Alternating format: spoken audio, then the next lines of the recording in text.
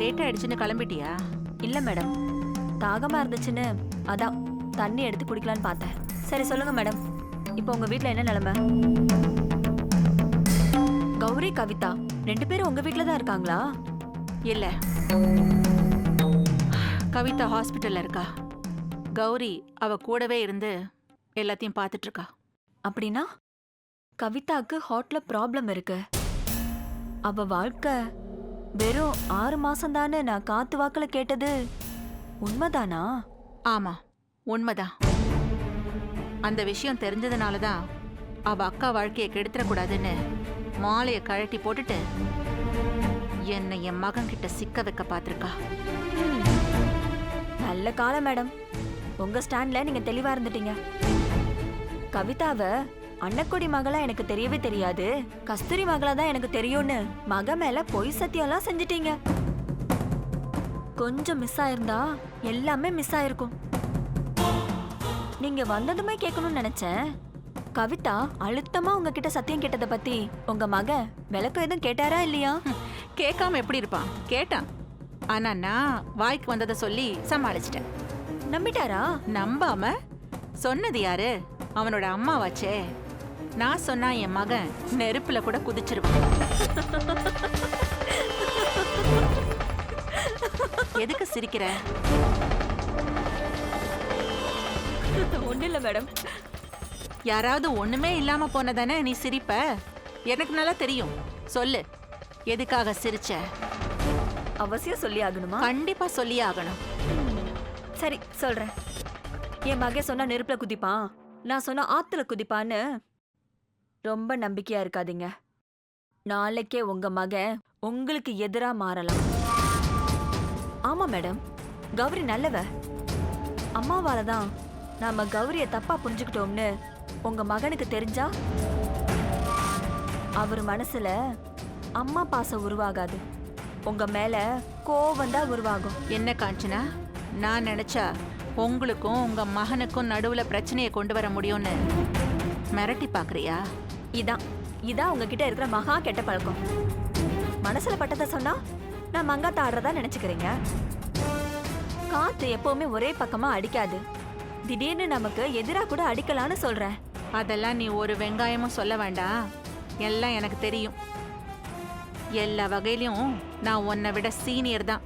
சீனியர்னு இதே மாதிரி தான் கௌரி முன்னாடி தாம் தூம்னு குதிச்சிங்க. கடைசியில என்ன ஆச்சு?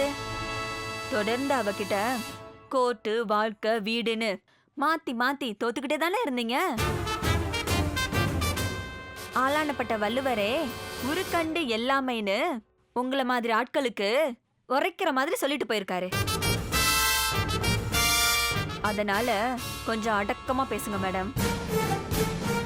வண்டியும் ஒரு நாள் ஓடத்துல போகும், ஓடமும் ஒரு நாள் வண்டியில போகும். போதும், நிறுத்தடி. என்ன நக்கல் பண்றியா? இல்ல மேடம், நீங்க தான் என்ன வான்னு வர வச்சீங்க. ஏய், நில்லுங்கடி.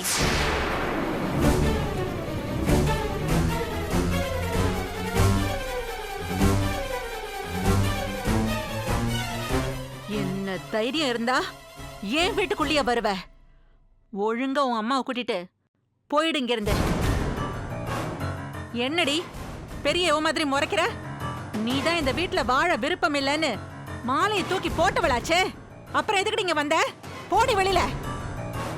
நான் ஏன் போனோம்? இது எங்க அக்கா கௌரி மருமகளா கம்பீரமா வாழ்ற வீடு. இந்த வீட்ல இருக்க எனக்கு முழு அதிகாரமும் இருக்கு. என்ன சொன்ன? உன் அக்கா இங்க மருமகளா கம்பீரமா வாழற வீடா? அவளே நித்தியகாண்டம் பூர்ணாயசுன்னு வாழ்ந்துட்டு இருக்கா, மறந்து போச்சா?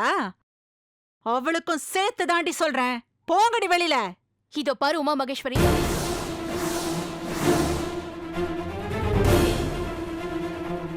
என்ன சொன்ன? உமா மகேஸ்வரியா? ஆமா, உன் பேரு உமா மகேஸ்வரி தானே? நல்லா பளிச்சுன்னு வாய் திறந்து சொல்லதானே பேரு.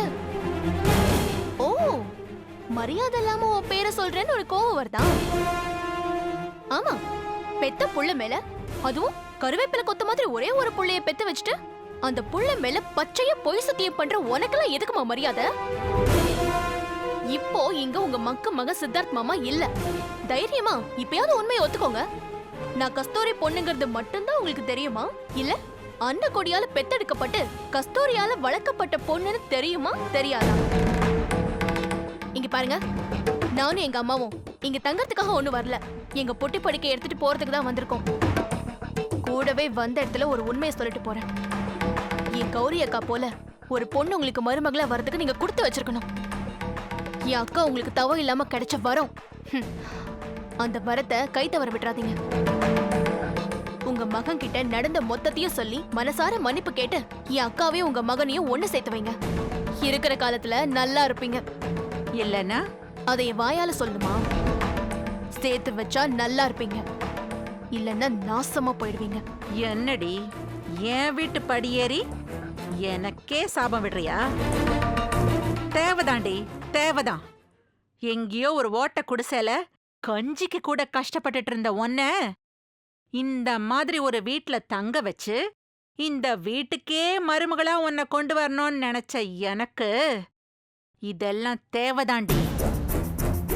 நீ கேக்குறேங்கிறதுக்காக இவளை என் மகனோட சேர்த்து வைக்கணுமா? செத்தாலும் செத்து போவேனே தவிர நீ சொல்றத மட்டும் நடக்க விடவே மாட்டேன்டி. கோர்ட் மூலமா கௌரிய பிரிச்சு துரத்துவேன். இப்போ நீ வெளியில போடி துரோகி. யாரு? நான் துரோகியா? இந்த வார்த்தை நீங்க சொல்லலாமா? ஏண்டி ஏண்டி நான் சொல்லக்கூடாது? சொல்லவே கூடாது. ஏன்னா துரோகத்தோட உச்சமே நீங்க தான். கௌரி என் அக்கான்னு தெரிஞ்சோ நான் என் அப்பாவை பழிவாங்க உங்க மகனை கல்யாணம் பண்ணிக்க நான் துடிச்சேன். கௌரி அக்காவை பழிவாங்க நீங்களும் நான் அன்னக்கொடியோட மகன் தெரிஞ்சும் என்ன மருமகளா ஏத்துக்க சம்மதிச்சீங்க. அது உண்மையா இல்லையான்னு உங்க மகன் மேல சத்தியம் கேட்டா இல்லவே இல்லன்னு பொய் சத்தியம் பண்ண நீங்க என்னை விட பெரிய துரோகி இல்லையா? இல்ல, எனக்கு நீ அன்னக்கொடியோட மகன்னு அப்போ தெரியவே தெரியாது. திரும்ப திரும்ப அதே பொய்ய சொல்லிட்டு இருக்காதீங்க. அது சம்பந்தமா என் அக்கா கிட்ட ஓபனா பேசுனத நானே என் காதால கேட்டேன். ஆமா, காதால கேட்டேன். எப்ப தெரியுமா? விடிஞ்சா நாளைக்கு எனக்கும் சித்தார்த் மாமாவுக்கும் கல்யாணங்கிற நிலையில நான் எங்க அப்பாவை பழி வாங்க போறேங்கிற திமிர்ல சந்தோஷத்துல இருந்தப்ப லேசா ஒரு மயக்கம் விட்டு விட்டு வந்துகிட்டே இருந்துச்சு. லேசா நெஞ்சு வலிக்கிற மாதிரி இருந்துச்சு. மனசுல ஏதோ ஒரு பயம். சரி, எதுக்கு அந்த பயத்தை தொடர விடணும்னு இது சம்பந்தமான டாக்டரை போய் நான் பார்த்தேன். சாரிம்மா, நான் சொல்றது உனக்கு கசப்பா இருந்தாலும் வேற வழி இல்லை. நான் சொல்லிதான் ஆகணும். சின்ன வயசுல இருந்தே உன் ஹார்ட்ல ப்ராப்ளம் இருந்திருக்குமா? உன் பேரண்ட்ஸ் அதை சரியா கவனிக்காம விட்டுட்டாங்க. என்ன சொல்றீங்க? எனக்கு புரியல டாக்டர். இன்னும் 6 மாசம் வரைக்கும் இந்த அம்மா உன் இதயம் துடிக்கும்.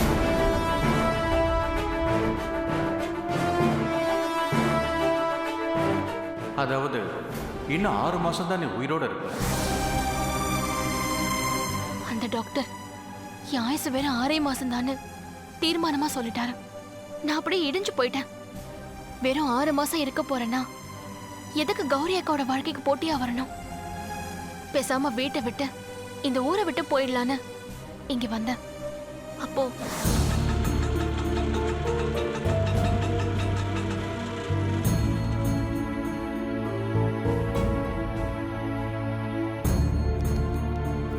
இந்தாங்க.